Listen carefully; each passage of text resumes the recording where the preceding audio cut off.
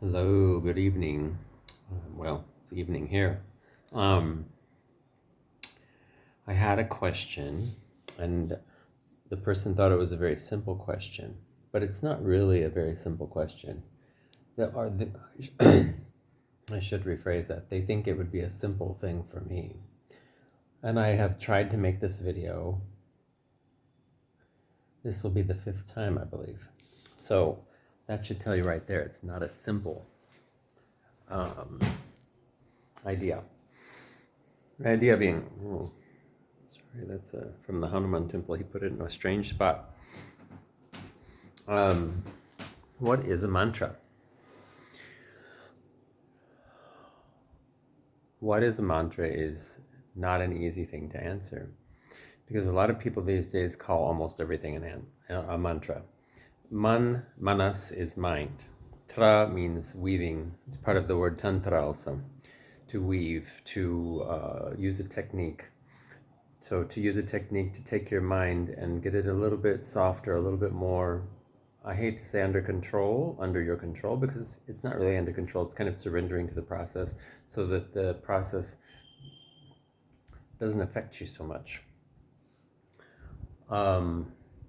But a lot of people these days are using positive affirmations and calling them mantras. I've had a little bit of a weird feeling about that. A positive affirmation is just that. It's a positive affirmation. I feel well, all is well in my life, blah, blah, blah. These things are wonderful. That's great, and they work. I believe in positive affirmations. I use them daily. But they are not mantras. A mantra is typically, people think of mantras as being in the Sanskrit language. There are things called Shabara mantras, which are in the language, the local language of wherever they come from.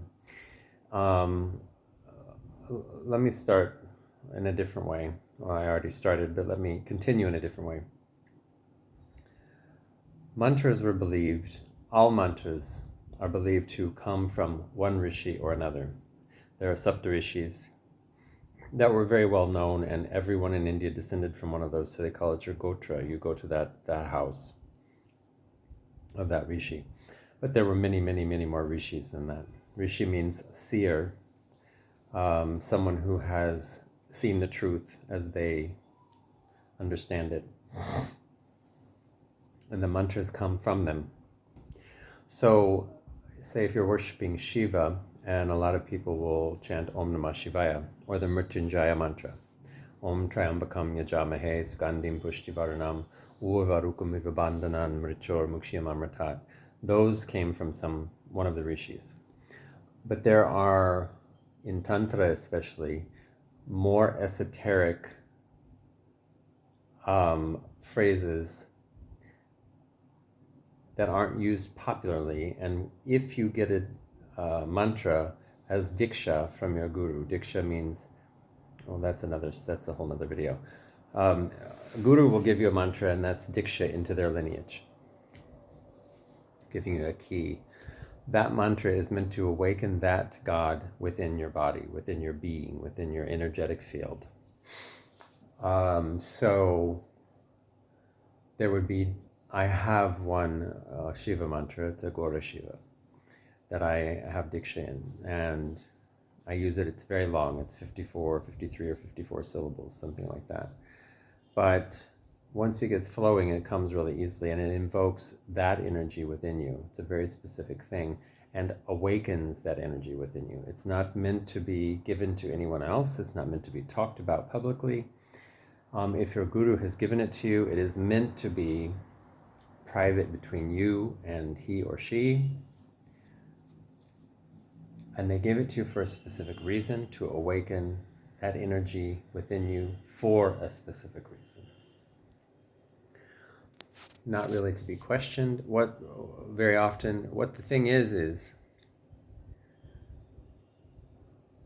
everybody's taking everything nowadays and calling it a mantra.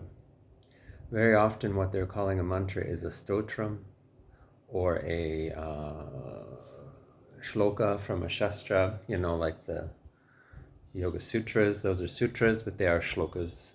They're small short phrases that have a lot of impact in them. Still not a mantra. A mantra typically, okay, I'll tell you from my experience. In Tantra, you will get a mantra from your guru that invokes a deity that you are either pulled to in your heart or the deity that they worship. Oftentimes you'll get both. Sometimes you'll get more than two. Sometimes you'll get several. And the mantras include bijaksharas, a bija mantra. Bijakshara, akshara is seed. Bija is seed. Akshara is syllable. The syllable will be one syllable, like Om, or, for different gods and goddesses. I can say a couple of them, but I won't say too many. Shrim would be one that invokes Lakshmi. But it also is in the Rama Vishnu side of things, so it can invoke some of that energy also. Hrim is another one. It invokes Bhuvaneshwari. But they put them in several together sometimes, repeated sometimes. Boom, boom, boom, boom, boom, boom, boom, boom, boom, like 3 of one bijakshara, 3 of another, and then the name of the god or some phrase about the god, and then boom, boom, boom, boom, boom, boom. This is, I'm not gonna publicly say any of them fully because they invoke certain things, and you don't want to invoke that energy haphazardly and without knowing and thinking about what you're doing. So it's between you and your shishya, or you and your guru, and they're meant to relax your mind, manas. Use these bijaksharas to relax your mind and weave the energy of that God through your being and wrap your mind up into that deity so that you are in a state of bhakti at all times. It's really beautiful. It's really an intense process. It's really can be a very destructive process. Destructive in the way that it is going to pull up much of the energies that you have suppressed throughout your whole life, and they are living somewhere inside your body. And when you activate certain parts of different mantras, it's going to poke those things that have become a block in your energetic field, and wake it up. So when that thing you've been suppressing starts to wake up, you're going to be dealing with emotions that you have been suppressing, sometimes for decades, sometimes just for years, sometimes not for very long.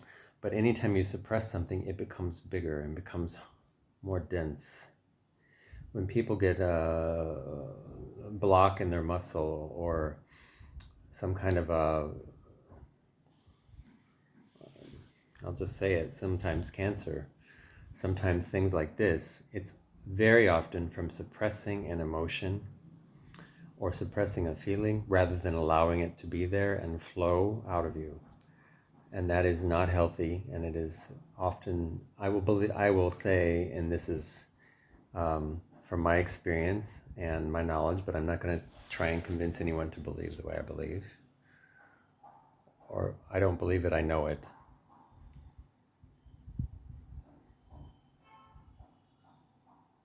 From suppressing all of these things, almost every disease on the planet has come from that.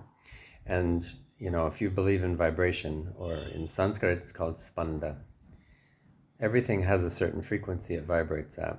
And so diseases also have a certain frequency. So if you're somewhat vibrating here, and say some disease, thyroid problems, vibrate there, you're susceptible to that if you're not keeping that energy flowing through your thyroid gland. Thyroid gland is also your Vishuddha chakra, your speech, speaking your truth. So if you're blocking yourself from speaking your truth, you are also giving yourself susceptibility to a thyroid problem. But that means you're still vibrating at this place where the energy is blocked here. It's not flowing through here. This is an area of problem for me. I had other areas before, and this seems to be the new area. So I have always spoken my truth, but I have spoken it too harshly sometimes, and I have to learn to soften that, but still allow it to come out. And so I've had a lot of neck troubles in the past a bit of time. I've had a lot of cloggy throats feeling lately. Yeah, there's just all sorts of ways that these things can manifest in your physical body and in your energy field. And mantra work can really, really help unblock you in every way. It's a very intense process though, so don't take it lightly. And especially if you're in a tantric sampradaya lineage, it's going to be more intense getting rid of it. Not getting rid of it, integrating it. We really want to integrate these things. You're not trying to push them away more by throwing them out. You're allowing them to be real, to integrate into your physical field, into your being, as well as move through them to the next stage of your existence. It's a beautiful process. Again, a destructive process. But that doesn't make it not beautiful. So, if you're interested in a mantra, you can find a guru. You can find books with mantras in it now, but just know that there's not a lot of mantras out there that are safe to use without some instruction. And the ones that are out there so much that they're all over YouTube and they're all over these books and everything, there's a certain belief that they have less power because they've been spread so thin across the world. So when you get a Diksha mantra from a guru, it's more private, it's a very specific, small group of people that he's given it to. That will be very, very powerful because only that small group of people are using it. And maybe even 1,000 or more have used it. But if you're talking about these mantras that are on the internet, tens and hundreds of thousands of people are using them. So they're spreading the energy more thin. So when it's a smaller, more compact group, that has a little bit more of a power to it. And I'll tell you one more thing as the end part of this. Each bijakshara, bija mantra, seed mantra, has the power of that deity in it. And my guru has described it as a capsule. So say you're saying 5 bija mantras in a row. The first part is one capsule that's going to unlock the deity and that part of the body that deity exists. And so you take the capsule. So say you have a headache and you take a capsule to do that. It's time released. It's going to go into your stomach. The acid in your stomach is going to slowly eat away the layers of the pill and release the medicine over time. The bijakshara works the same way. You're chanting that sound, and that sound is going to go to that spot. Say, I'm just sticking with the throat because that's kind of been a theme in my life, but also in this video. It's going to go there and slowly open up and unlock and free up any tension and blockages in that spot until it's completely relaxed and free. And over time, if you keep doing it after it's free, then it starts to bring prana, to bring Shakti into that area. So you get more power so that your Vak is the power of speech, it's the siddhi of speech, is going to be stronger and stronger and stronger, and you are going to have some amazing things come out of you. Just verbally at the beginning, and further than that, because the Vak Siddhi says that you can, whatever you say becomes the truth. These are all just interesting things to think about. But when you're thinking about taking it as a capsule and it's a time release property to it, you have to know you're doing it. It's going to take a little time. It's going to be probably a hard process, but in the end it's going to be a beautiful process and something that you should appreciate and should be very, very appreciative of, because it's not everyone that gets to unlock and open up their energy channels to the level that we in Tantra and in tantric practices are allowed to. So that's why we try to stay a little less out of the limelight, because if we get so powerful from doing all this stuff, and then that can also affect your ego, and your ego can get bigger and bigger and bigger, and then you become famous, and then you're doing all these things publicly, and then you're you're going to lose that power. And you're going to have a lot of people following you around, waiting for you to do things for them. And I don't think you really want to do that. Anyway, that's all I'm going to say. That's a very, very short introduction to what a mantra is. There is much more to say about it, and if anyone wants to talk about these things, I'm here.